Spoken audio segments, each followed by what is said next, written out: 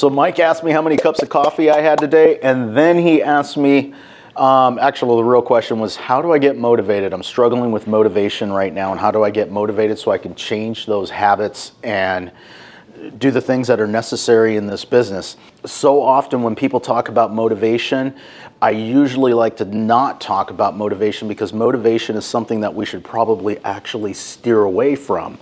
Too often people, I'm motivated to do this, and then they get started in doing something, and what ends up happening is motivation is short term. The real way to actually make a change in life, especially if you're trying to make a habit change in life, the real way is actually changing your environment. If you actually focus on the environment and making a change to your environment, then it will create the motivation, and it will create the habits, or the new habits, I guess for a lack of a better way of saying it, will fall into place.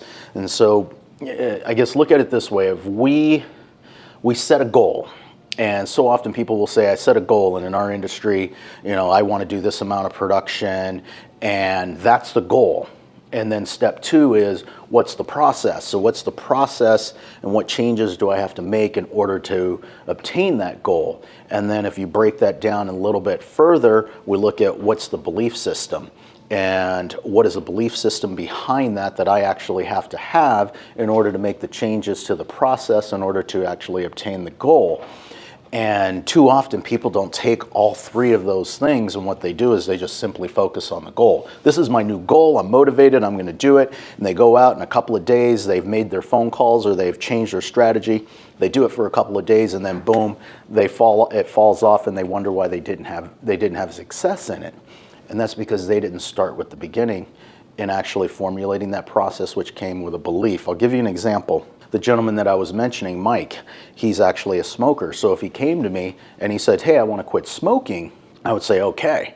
And so we start with we create the process, and then we create the belief. And let me talk to you a little bit about the belief first, and what I mean by this in that example. If Mike quit smoking today, and I went to him tomorrow and I offered him a cigarette, more than likely what he would say is, no, thank you, I'm trying to quit.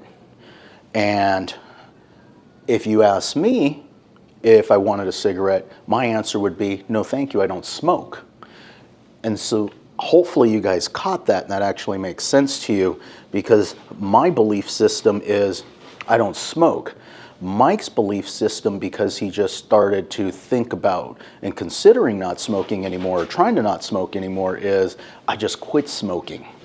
And that's his belief, which will lead to what his process is, which will lead to whether or not he's actually successful in the goal or not. Really what this conversation was about, that if you're looking to make change in life, that it has to start with the environment. I go back to, hey, do I want to make a change in life? Whether it's small habits, big habits, massive change, whatever it may be, if I actually focus on the belief system, and I focus on my environment and what changes I can make to my environment to support those habits or that process to make those changes, then I will have success in making that change. Hopefully that makes sense. I would love to hear your thoughts on that. Comment down below, and if you like and subscribe, greatly appreciated. Thank you so much, and I'd love to hear your feedback on that.